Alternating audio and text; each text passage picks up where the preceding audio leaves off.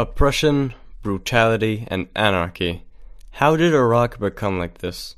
Well, let's try and find out. That's what we're gonna do.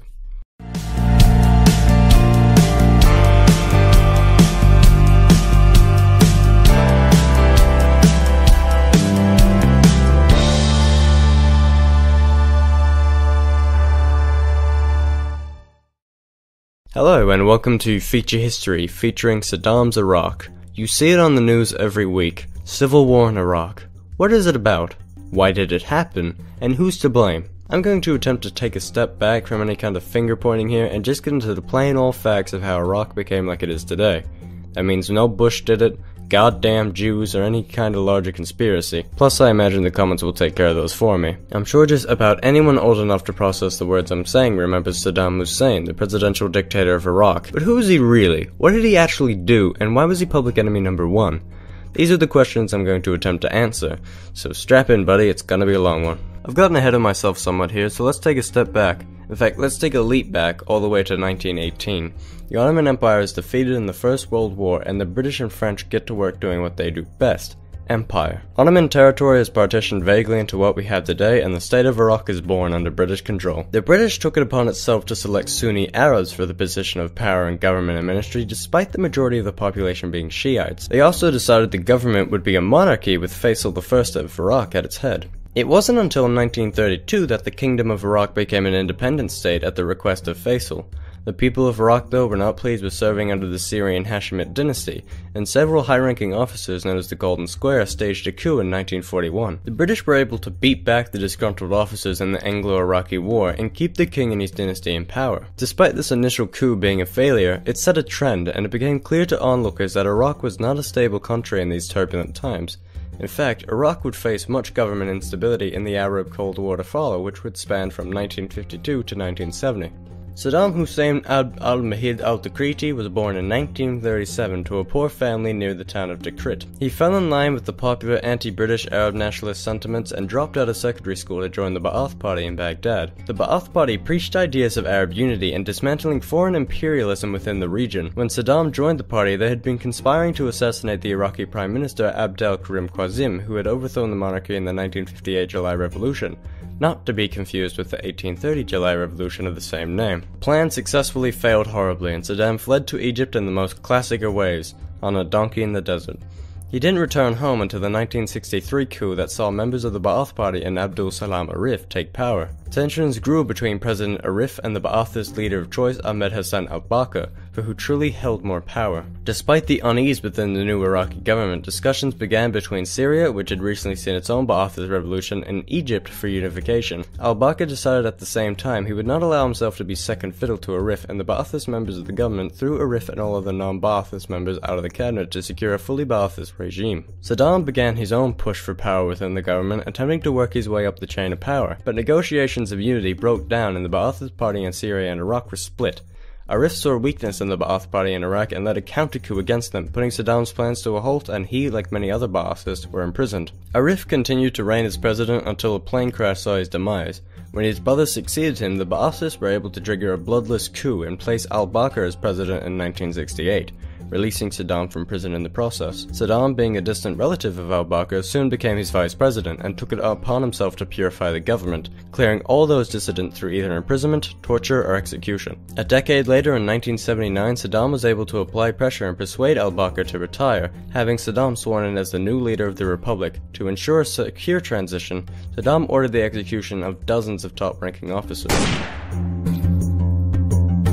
Saddam had done it. After decades of work, he had secured the position as the 5th president of Iraq at 42 years of age. He wished to flex his newfound power and show the world the superiority of the Iraqi Arabs. He needed an enemy, someone to rile the people up against, and so he chose Iran for several reasons. First off was they were seemingly an easy target, recently coming out of a revolution that left the Ayatollah Khomeini leading a Shiite theocracy. They were unorganized, unproven, and had made a shit ton of enemies. They also had no friendly feelings toward Iraq either, as Khomeini proclaimed they would expand their theocratic ways across the evil secular nations that surrounded them.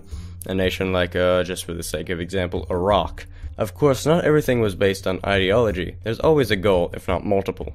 The goals were to annex the region of Khuzestan, a predominantly Arab region under Persian rule, secure the Shatt al-Arab waterway which connected the economically vital Tigris and Euphrates rivers, and secure a nice big Gulf shoreline with some good oil fields. On the 22nd of September 1980, Saddam declared war in a surprise attack. He decided, as a man with no military education and not even a secondary school pass, he would be the best fit for the supreme commander of the military strategy. His plan was so exceedingly cunning.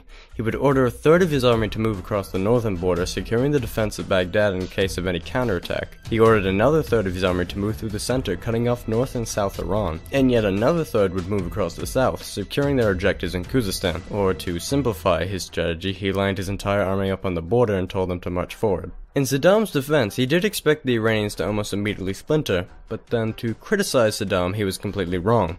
His invasion served to cement Khomeini's rule, as he was able to rally his people behind the common enemy, a bit like almost exactly what Saddam was doing. Saddam also severely overestimated his own army's ability. He assigned them too many objectives at once and planned his strategy without even considering an Iranian defense. The Iraqis would quickly find themselves overstretched and over-encumbered and attempted retreat. Saddam wasn't very fond of this and executed any general who dared to do so.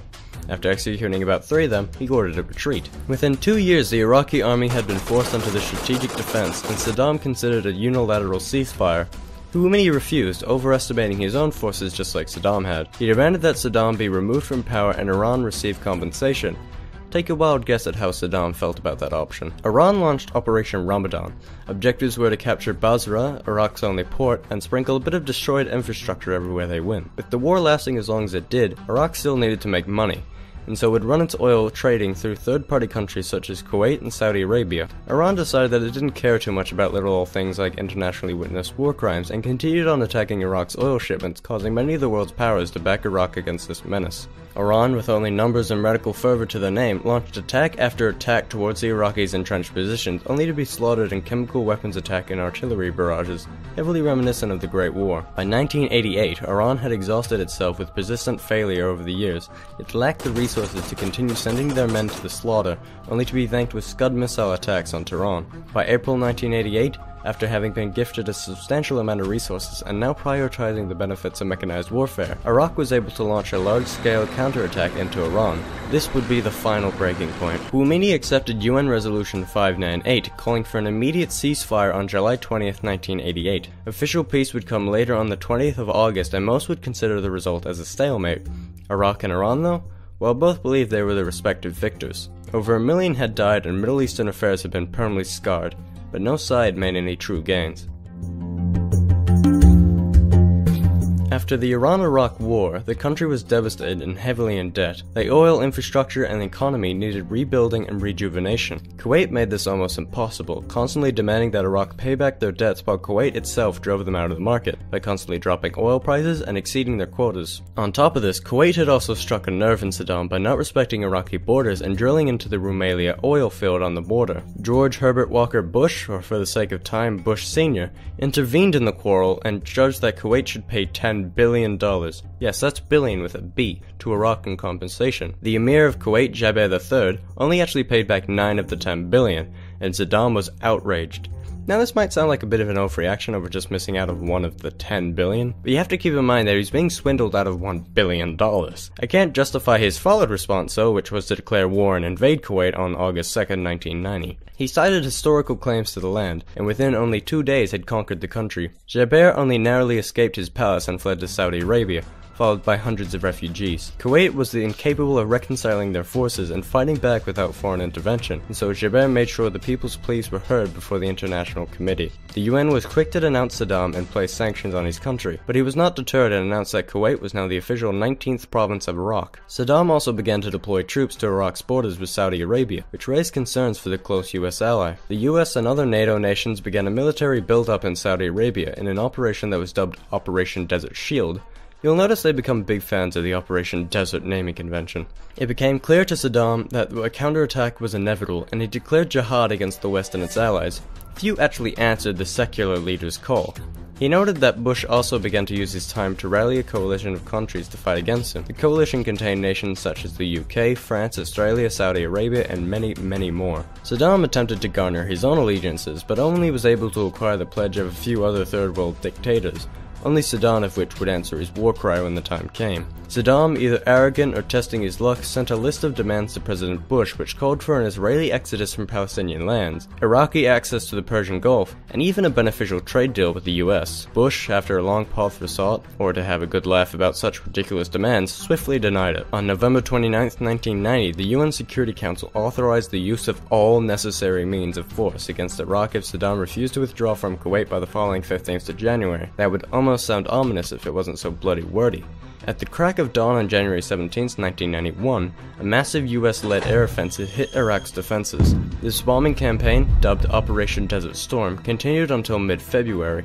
It was able to severely cripple Iraq's defenses, destroying much of its armor, artillery, and air force. Desert Storm would be followed by Operation Desert Saber, which was to bring the war to a close with the coalition's mass ground offensive that secured Kuwait and pushed the Iraqi forces back to Iraq. As the Iraqis retreated though, they employed a scorched earth strategy, destroying every oil well in their path. As US forces began to push into Iraq, Bush decided a ceasefire must be signed, which it was on the 20th of February, ending the Gulf War. Bush knew that occupying Iraq and removing Saddam's regime would pose serious threat to the stability of the region and would serve only to dissolve the state of Iraq into a region of warlords.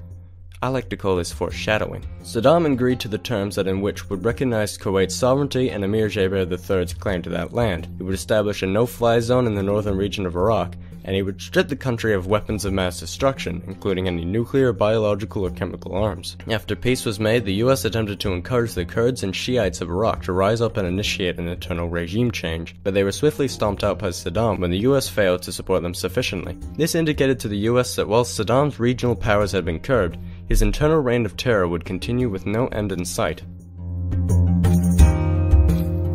Iraq had been deeply scarred by its past two conflicts. Unrest ran amok, and the economic sanctions forced the people into either crime or starvation. Saddam was able to suppress two coups in both 1992 and 1993 and would make sure that those that dissent would pay in blood. The UN continued to harass Saddam, attempting to apply pressure for him to comply with the terms of the resolution that would see him destroy his stockpiles of nuclear, biological, and chemical weapons. Saddam would constantly refuse and fly in the face of the Security Council again and again. He would, though, allow himself just enough of a margin of freedom in his responses so that he could renegotiate if threatened with force. On September 11, 2001, the World Trade Center attack shocked the world. Saddam, though, seeing a psychological blow dealt to his enemies, publicly applauded the attacks. The new president, good old George W., or Bush Jr. for our sake, whilst not linking Saddam to the attacks directly, did feel that he was a threat in this new age of global terror. He would famously place Iraq alongside Iran and North Korea when speaking of a new axis of evil, and so the world was set for the Iraq War II, Electric Boogaloo.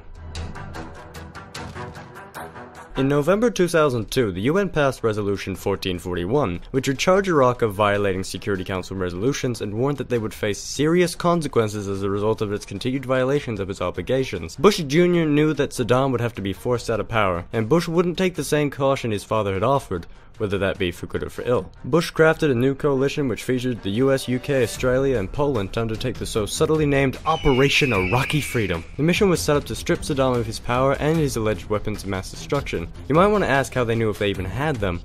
Well, sometimes you can just feel it in your gut, you know what I'm saying? You feel me? Bush would offer Saddam a chance for himself and his family to leave Iraq and avoid invasion, but Saddam has never stepped down from a war in the past, so why would he start now? Saddam proclaimed to his people, "It is without doubt that the faithful will be victorious against aggression," and then made sure he would be the hell out of harm's way when the aggressors came and defeated the faithful. 19 minutes after the deadline had passed, the coalition set in act their campaign of shock and awe, which it certainly would shock and awe the angry people back home. The coalition troops that had been stationed in Kuwait also began their push into Iraq, constantly cautious of chemical attacks and guerrilla warfare tactics. It took 3 weeks until the coalition forces were able to defeat the Iraqi army and secure Baghdad and all surrounding major cities. Back at home, President Bush made the announcement to the many critics and protesters of this unabashed invasion that all major combat operations had ceased on May 1st, 2003.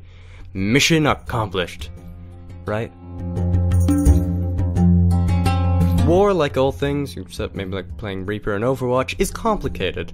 With the defeat of the conventional military forces of Iraq, dozens if not hundreds of insurgencies suddenly sprung up to happily fill the vacuum of power. The US attempted to soldier on, placing in power the long-oppressed Shiites, who then went on to suppress the Sunnis right back. the only applicable reaction at this point would have been, oh dear. Saddam was discovered in his hometown of Tikrit on the 13th of December 2003. He faced trial under the new government over the next few years and was found guilty on accusations of crimes against humanity. His fate, just like that of a medieval criminal, was to be hanged. Saddam Hussein died on the 30th of December 2006. Ba'athist Iraq had crumbled under the boot of the Western powers, and left in its place was nothing. The US attempted to safeguard what they hoped would become a gem of democracy in the heart of the Middle East over the next 8 years, until everybody was fed up and the US took its ball and went home in 2011. Iraq has been locked in this cycle of vicious dictators and vicious anarchy since its abrupt birth in 1918, the many coups only serving to change the names and beliefs of their malevolent leaders. Saddam, for all the hate he so rightly gets, don't get me wrong, was the devil we had grown to know, and with his deposal we had only been offered a chance to get to know a new one vis-a-vis ISIS. Now excuse me while I take a step onto my soapbox and go a little off script here. Well, I say off script, it's written here, I'm just disclaiming that this is my own opinion. With everything we've discussed in this episode about Iraq, how it became like it was, and what has led it to look like it does now, we face very similar conundrums today, or at least as of my writing. I'm sure you've all heard about the evil dictator al-Assad in Syria, and how the heroic West hand in hand with the noble freedom fighters are going to kick him out and create this new democratic, freedom-loving, really good country, pinky promise, I swear dude, it'll be totally sick nation. If only. The US serves itself. This goes for them and every other damn country in the world. We're being told this narrative of how they're carving this path to a brave new Middle East, when all they're really doing is bullying every nation that doesn't want to play ball with Uncle Sam. We can hope all these deaths are not in vain and that a time of peace and prosperity is just around the corner for the region, but try hoping into one hand and shitting into the other and see which one fills up first. Those who do not learn from history are doomed to repeat it. Rant over. I apologize. Boy, that was depressing. The thing is with history, it's continuing to be made every day, and we can only hope that one day it'll wrap up into some nice little happy ending. But let's be real, it'll probably be something like Heat Death of the Universe that ends it. I'd like to thank everyone for the massive jump in subscribers, and for anyone that missed my separate announcement, I run a Patreon now, so you can click on it wherever I decide to put it. I'd like to thank all the people that are already pledging to me, and I'd like to personally thank Zedfer, because, well, he pays me the most money, and I like people that do that. I also suppose I should thank my friend BioGoji for helping me out with the research of this episode. He has his own shitty channel he begged me to put in the description, so watch that if you hate yourself. And that's it. Go click on something else now. Preferably one of my things. Leave.